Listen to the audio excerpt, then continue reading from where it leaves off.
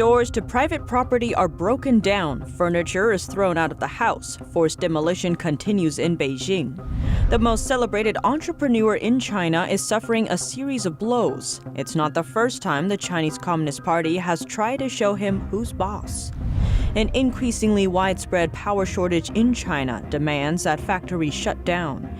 It's partly due to Beijing's retaliation against Australia. The U.S. Acting Secretary of Homeland Security says Americans are suffering and dying every day because of the Chinese Communist Party. And a UK general says the West needs to devise a long-term strategy to defend itself against the CCP's desire for expansion. Welcome to China in Focus. I'm Tiffany Meyer. Thousands of Beijing families report having their homes forcibly destroyed by authorities. Doors to private property have been broken down daily, according to locals, before houses are torn down. NTD's Becky Zhou has the story. Residents in one Beijing neighborhood are facing what many would call a nightmare. They live in Beijing's Xiangtang Cultural Village inside the Changping district. But now the regime is coercing them into moving out in the middle of winter. If they refuse, officials use other tactics to persuade them, like cutting off their water, heat, and electricity. Homeowners' names will also be added to a blacklist. Some residents took videos at the scene. Look at all the violent officials who are forcing their way into houses without owners' permission. Many of them smashed all your windows. Local officials now refuse to recognize home ownership deeds and certificates, which were previously granted by the same officials. Another video captured a citizen standing on the roof of his house, yelling, "You sold us the house and now you're destroying it without any compensation. It's outrageous. You also have children and elderly family members. Can you force them to move out?" The district's residential housing project was launched over 20 years ago by local authorities. Artists, singers, photographers, calligraphers, and veterans were invited and encouraged to move into the area. But now locals are watching demolition teams tear down their homes. Look at this tragedy.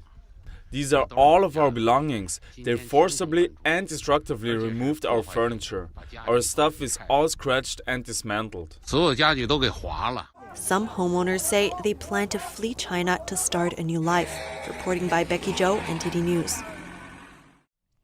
Now we turn to financial services company Ant Group, backed by Chinese e-commerce giant Alibaba. Ant Group is suffering the latest in a string of heavy blows. That's after China's largest online payment service provider halted deposit services for several small banks on Friday. The move is in line with China's tightening of regulations in the financial sector. These financial products offer higher returns and lower entry thresholds to customers from larger state-run banks, while online services have attracted 1 billion customers and surpassing regional boundaries. Finance is one of the most tightly regulated sectors in China. The communist regime closely monitors every move private companies make and often begins to suppress them when they get too successful.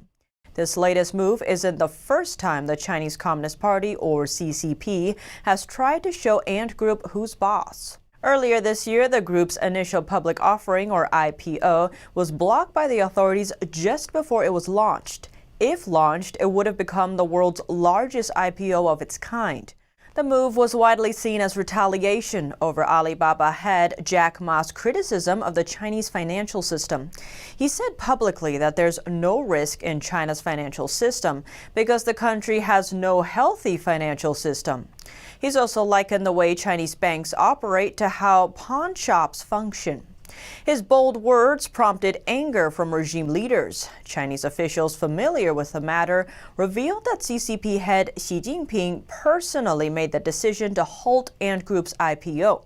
Ant Group is backed by shopping giant Alibaba. As a result of the connection, Chinese authorities also extended Ant Group's warning to the company. The regime last week took actions against 3 of the country's most influential internet companies. It fined them nearly $80,000 each for failing to report their past acquisition deals to the regime and for neglecting to get clearance first. Alibaba was one of them. The comparatively small penalty won't put much strain on the company's financials, but the regime's warning is clear. All private companies, no matter how large or successful, must remember that the regime is in charge. Alibaba's founder, Jack Ma, also recently endured a personal setback. The bidding process for a new construction project in China was suspended earlier this month. The new facility will eventually house a training school for entrepreneurs. Ma co-founded the school, and it's set to take up the post of school head upon its opening. The school, called Hupan College, is located in China's southwestern Yunnan province. In order to be accepted, potential students must have led an enterprise for at least 3 years, and that company's annual revenue must exceed $5 million. The program has been labeled as training classes and a club for millionaire entrepreneurs by Chinese media. Some say the CCP became concerned about the potential for so many wealthy and influential people to be gathering and exchanging ideas, prompting the project's suspension. Some Chinese netizens are blaming an increasingly widespread power shortage on Beijing's Australian coal sanctions.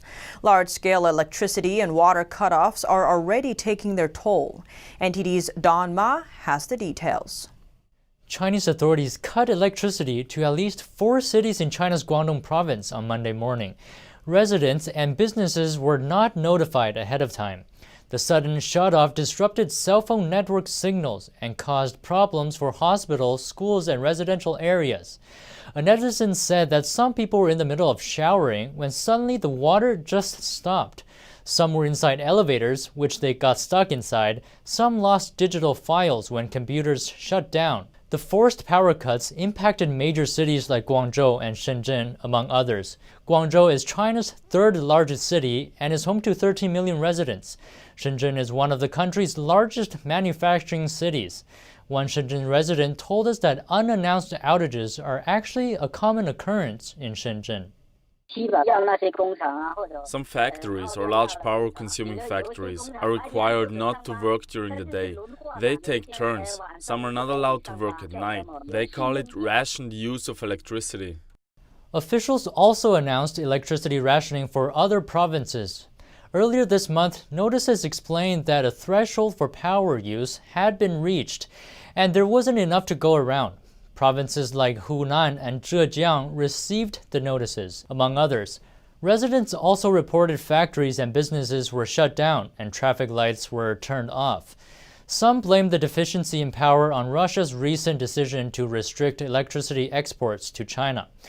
Russia reportedly reduced power exports by some 3 billion kilowatt-hours of electricity to China. While one Zhejiang resident says he suspects the shortage of power is due to Beijing's sanctions on Australian coal imports. Australian coal entered China and was detained by customs. It hasn't been able to pass the customs.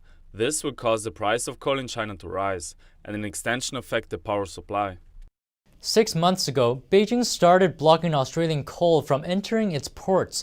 Over $700 million worth of Australian coal has been sitting aboard ships along China's coast.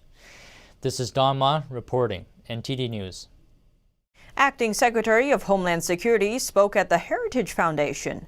Americans are suffering and dying every day because of the Chinese Communist Party. NTD's Christina Kim brings us the story. Acting Homeland Security Secretary Chad Wolf said the Chinese Communist Party attacks the legitimacy of our political system.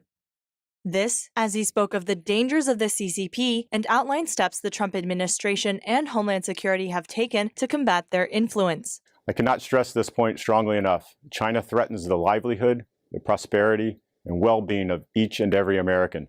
Your homes, your schools, your jobs, your retirement accounts, and your health are all at risk.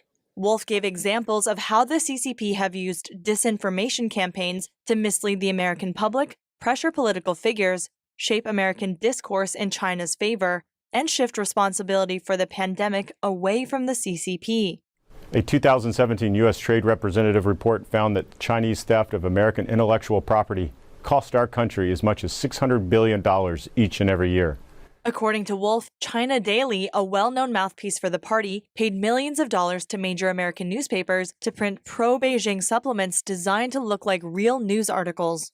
But under the Trump administration, the U.S. has been and will continue to take action. For example, Chinese students and researchers tied to their military will not be allowed to enter the States. After that notice, tens of thousands of students left to avoid detection. Before, CCP agents could have visas for up to 10 years. Now, it will be shortened to a maximum of 1 month. In 2019 alone, the DHS seized enough fentanyl to kill every American 4 times over. It was a part of efforts to intercept opioids and other drugs coming from China. And the US will be specifically welcoming refugees from Hong Kong. The DHS will soon release a plan to further work on these issues. Christina Kim, NTD News. The Treasury is under fire for trying to soften President Trump's ban on some Chinese securities. His order protects U.S. investors from companies linked to the Chinese military. The Financial Times reports the U.S. Treasury is trying to water down Trump's order banning investment in companies linked to the Chinese military. The Treasury is concerned that tough measures on Chinese companies will disrupt global financial markets. Conversely, national security policymakers and human rights advocates say that Americans shouldn't be funding the totalitarian regime. Last Friday, Treasury Secretary Steve Mnuchin posted a tweet saying there is no disagreement between him and Mike Pompeo regarding the executive order. Minutes after that, Pompeo also denied there was any clash. The executive order highlights 35 blacklisted companies, including subsidiaries and affiliates. That means more than 140 companies will be affected. A person close to the matter told the Epoch Times that the alleged conflict could be over whether to include affiliates in the ban. Excluding affiliates could be a possible compromise. However, he said that would create a loophole. Majority stakeholders could reduce their stake to a minority amount to get around the ban. Reporting by Patrick Hayden, NTD News. Lawmakers are on track to support spending $2 billion to remove Huawei equipment from U.S. networks. The funding is part of the $900 billion relief deal reached on Sunday. The U.S. may soon take another major step against Chinese telecom giant Huawei. Congress reportedly wants to spend $2 billion to remove Huawei equipment from U.S. broadband networks. The measure will also target another Chinese tech firm, ZTE. The Trump administration says both companies have ties to the Chinese regime's military, a charge they deny. In June, the Federal Communications Commission formally announced the two companies as threats to national security. And earlier this month, the FCC required U.S. companies to rip and replace equipment from both firms. If passed, this week's virus relief bill will provide the final funds to empower companies to do so. In response, Huawei said the move will negatively affect connectivity for Americans. The $900 billion relief bill also includes billions of dollars to improve internet access for low-income Americans. Now we take a look at a Chinese-owned company in the U.S. A Chinese-owned retail trading platform has become one of the fastest-growing companies of its kind in the U.S. Bloomberg reported the free trading app Webull has more than 2 million clients, 10 times more than last year. Webull's registration information on the FINRA website shows that it's headquartered on Wall Street in New York. Its chief executive officer is an American named Anthony Denier and owned by Fuma Holdings from China. It claimed it stores user data in the U.S. and follows the same regulations as any other U.S. brokerage firm. Webull's China ties has attracted some attention. Its owner, Fumi Technology, is located in southern Chinese Hunan province, established in 2016. Its founder, Wang Anchun, is a former head of China's retail giant Alibaba. Webull told Bloomberg the company sought a review of its ownership by the Committee on Foreign Investment in the U.S., or CFIUS. It has prevented some Chinese-owned companies from expanding in the U.S. over national security concerns. But CFIUS decided in December not to launch a review. General Sir Nick Carter defined the present time as a moment of truth for Britain and its allies over whether it is possible for the democratic world to peacefully coexist with China. In his annual defense speech, he says the West needs to devise a long-term strategy to defend itself against Beijing's expansionism. He adds Britain may need to adopt a similar way of thinking to its authoritarian rivals in Russia and China to deny them the means to take over our way of life via cyber warfare. According to The Times, his comments reflect an emerging consensus that Beijing is engaging in warfare by stealth, the theme of another speech by Sir Nick last month. Beijing is eagerly pushing its central bank's digital currency. Earlier this month, China's biggest online platform announced it would be the first to use the digital currency. NTD's Xu Wenhui spoke to a China expert to break down the CCP scheme behind the move. China's homegrown digital currency is one step closer to substituting cash. Major online platform JD.com first launched it as a payment tool earlier this month as part of its experimental program. Unlike Bitcoin, which is decentralized, China's digital currency is issued and monitored by the CCP-controlled People's Bank of China. According to Beijing, digital currency can help eliminate corruption since every transaction is traceable. But NTD China Affairs analyst Mr. Tong Jingyuan says digital currency will only take this corruption to a new level because the corruption is rooted in the CCP's absolute power and lack of supervision. For people of power at different levels within the system, it's more convenient for them to use digital currency engage in corruption. It's just a click away. For regular citizens, when the blockchain technology goes hand in hand with central bank control, it can significantly violate their privacy. Every single asset and transaction will be firmly in the hands of the government. This can be said to be another invisible chain that the digital totalitarian regime imposes to enslave their people. The currency change will impact Chinese society in many ways. According to Mr. Tong, the move towards digital currency is a process to empty private wealth. This is particularly helpful for the government in an economic crisis. We know that many Chinese people don't trust the government, thus many hide their assets in various ways. However, the change of currencies will force all of the hidden wealth to come to the surface. Another concern is that digital currency can become a powerful tool for the planned economy, more powerful than any of the tools from the past. Back in the 1950s to 1980s in China, the scarce supply of goods generated different kinds of coupons, serving as a pass to buy food, cooking oil, cloth, coal, soap, and even bicycles. Authorities distributed the coupons. No coupon, no right to purchase, even if you had money. Mr. Tong compares China's digital currency to an all-purpose coupon. It means that the regime can absolutely control everyone's wallet when the regime wants to. All your payments and purchases must obey government plans. JD.com's boss, Richard Liu, once depicted a communist society he believes can be realized in his generation. He says by then, quote, all companies will be state-owned and China will need only one e-commerce company. Mr. Tong sees it as a reflection of the CCP scheme.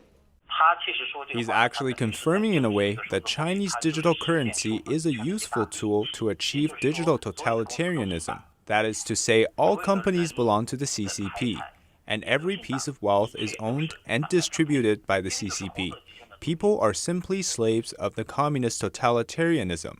Zhou Xiaochuan, a former governor of the People's Bank of China, said the major design feature of the digital yuan is to weaken the influence of the US dollar. Mr. Tong believes this is mere wishful thinking because it lacks the support of the strength of the real economy. He says due to factors like the pandemic and the trade war, the current economic situation in China has hit an historic low. The CCP's wolf warrior diplomacy, dishonest behavior in world trade, and lack of respect for the rules has brought China's credit to a record low. Reporting by Xu Wenhui, NTD News. And that's all for today's China in Focus. Thanks for watching and see you tomorrow.